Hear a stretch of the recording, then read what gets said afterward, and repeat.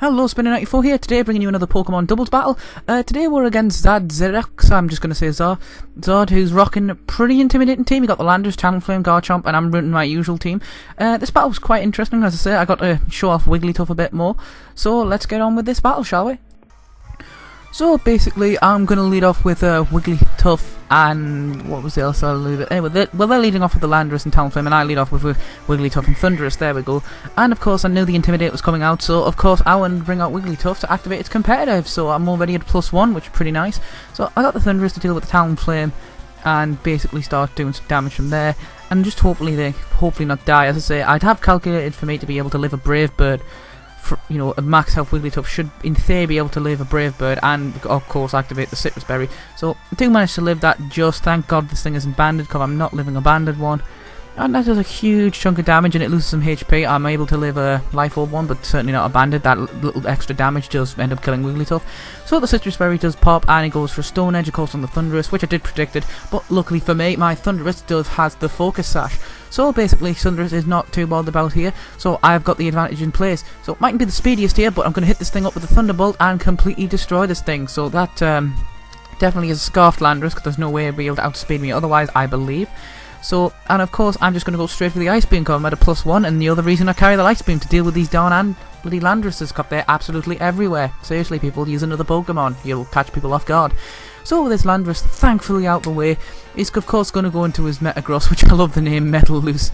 I keep thinking Mechagodzilla every time I see that thing. I have no idea why. I suppose that's if Tyranitar and Metagross had a baby, you'd get Mechagodzilla. So, of course, this thing's going to evolve into Mega Garchomp, which is of course quite scary. Do carry the Ice Beam to take that thing out.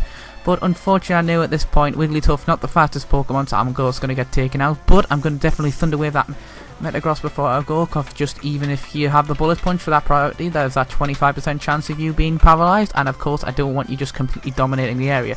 So, unfortunately, Thundurus is going to get a bit of a crunch on here, and of course die to that. And the Steel move is incoming, Meteor Mash, Bullet Punch. Well, it's going to be the Meteor Mash after that, because no priority is going to hit me. And boom, there goes the Wigglytuff. Which is a shame, because I want to see Wigglytuff do a hell of a lot more damage, but what you're going to do, Wigglytuff has done its thing. So, of course, I'm going to go into Kecleon here, and Kecleon's going to be quite useful here, because I do have the Fake Out priority, and of course I do have the Blastoise here. So basically at this point, I wasn't too sure which one to Fake Out, because I could Fake Out the Mega Garchomp here, and, you know, keep that pinned. I believe I do at the end. I decided to go for the Fake Out on the Mega Garchomp to stop it being, you know, doing anything this turn, completely shutting it down. And with the Paralyzing, as long as it doesn't go for Bullet Punch or something like that, I'd be able to kill this thing off. But he does go for a Bullet Punch on the Mega Blastoise, which I do find a weird play. Maybe this one's going to die. So you just get flinched, and of course I'm going to go straight to the Dark Pulse, hopefully finishing this thing off for good. And I do, revealing it definitely to be an offensive set. So the offensive set's usually like max health, max attack. I don't believe you have speed investment on these. So I'm going for the Sucker Punch on this Garchomp just to deal with it. And go Sucker Punch, and it barely does anything. So this thing is quite a bulky bloody Garchomp, which is a good thing, because if it was an offensive set, I believe Blastoise would be in for trouble. So he hits me up with a Dragon Claw here, and that's a dead Kecleon. I don't think the critical hit mattered, because this thing is just going to die horribly. And I'm going to go for Water Pulse, which is nice and neutral, because of the Dragon Ground typing, and finish this game off. So thank you for watching and seeing my double team in action. This is probably the last video I'm going to be showing off with this team.